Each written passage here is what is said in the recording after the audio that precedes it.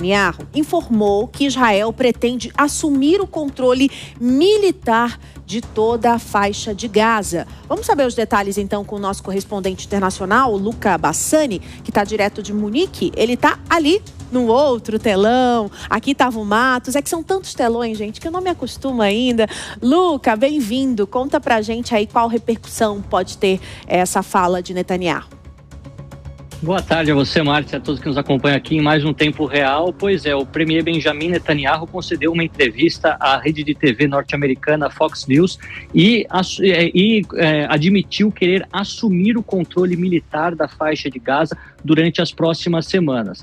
Durante os últimos dias, imagens de satélite constataram que os israelenses já têm controle de 75% da faixa de Gaza e apenas alguns bolsões ainda ficaram intocados, pois lá os israelenses acreditam que estão os reféns e também acham que qualquer tipo de ação mais incisiva pode acabar com a execução destes reféns. Exatamente por isso que um plano está sendo elaborado para assumir o controle territorial militar da faixa de Gaza a partir dos próximos dias. Ele não disse quando ou como isso será feito, mas falou que esse é um objetivo, descartando a possibilidade de governar a faixa de Gaza. Ele disse que o objetivo é apenas pacificar a região, acabar com qualquer tipo de capacidade militar e administrativa do grupo terrorista Hamas, fazendo com que assim haja uma espécie de zona neutra entre a faixa de Gaza e o Estado de Israel, evitando novos ataques aos israelenses, aos moldes do que aconteceu em outubro de 2026, e também um governo que seja desmilitarizado e possa garantir a prosperidade econômica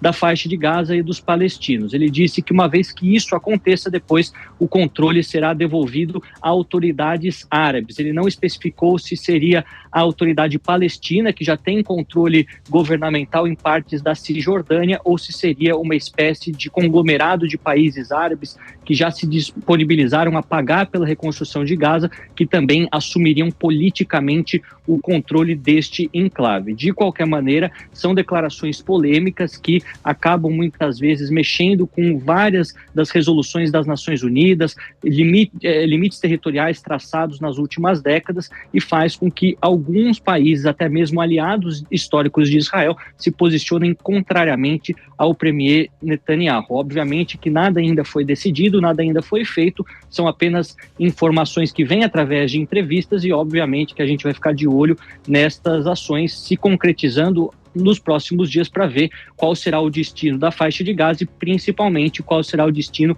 de 2,3 milhões de palestinos que vivem uma situação de catástrofe humanitária durante os últimos 2 anos.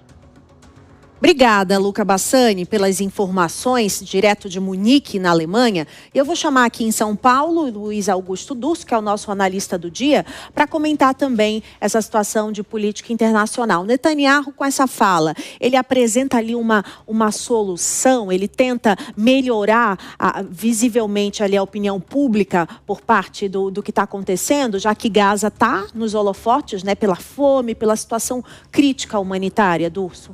Márcia, ele aproveita também um cenário pós-guerra que sai fortalecido, uma vez que foi vencedor dessa guerra com o apoio dos Estados Unidos, mas não é uma solução simples. Nós temos faixa de Gaza em conflito há mais de 50 anos e não vai ser simplesmente uma ideia ou uma iniciativa de Israel que vai realmente resultar em que se assuma aquela região e resolvam os problemas que são profundos de um conflito quase centenário. Então, sem dúvida nenhuma, a gente espera que alguém resolva essa questão, né? Porque no fim os mais afetados são os que ali residem. Nós temos o problema da fome, o problema dos civis que são mortos ali. Nós temos o problema do Hamas, que é um grupo terrorista. E, lamentavelmente, ali naquela região é isso que vemos há muito tempo. Trump já disse também que assumiria após guerra o controle dessa região e resolveria. São promessas. Infelizmente, muitas, a maioria, não sai do papel porque não é simples de se realmente executá-las, porque ali a região é muito problemática há anos, e a gente espera, quem sabe, que algum líder pacifista e não por meio da guerra resolva esse problema da faixa de Gaza que já nos assola há tanto tempo. Dulce, a gente vai com o Kriegner agora, porque o próprio Donald Trump já chegou, Kriegner, a assumir que realmente existe fome em Gaza. Então, essa iniciativa de Netanyahu talvez não seja também para se aproximar ainda mais dos Estados Unidos? Sim, com certeza existe um ponto de tensão aí, Márcia, para colocar um pouco mais de pimenta nessa situação toda, né? O ponto de tensão entre dois aliados históricos, Estados Unidos e Israel, que embora continuem sendo aliados históricos, agora uma parte começa a assumir que existem partes dessa história aí que não estão bem contadas, e é justamente essa questão humanitária de Gaza. O problema grande também é que qual é a outra opção para Gaza, né? A pergunta é, se não for nas mãos de Israel, quem é que vai coordenar? Seria uma autoridade palestina? Seria um Estado palestino? O problema com a ideia de um Estado palestino é justamente que ainda não se pôde erradicar de uma vez por todas a influência política que o próprio Hamas, que é um grupo terrorista, ainda exerce no território. Então isso é muito perigoso nas discussões de criação do Estado palestino. Você tem sempre esse porém. Mas e o que nós vamos fazer com o Hamas? Israel não conseguiu erradicar o Hamas, não conseguiu terminar suas operações e o Hamas ainda continua tendo bastante controle no território em Gaza. E isso é muito preocupante, não só para a segurança de Israel, mas como de toda a comunidade internacional. Obrigada pelas análises. Já já a gente volta com vocês. 3 horas e 7 minutos.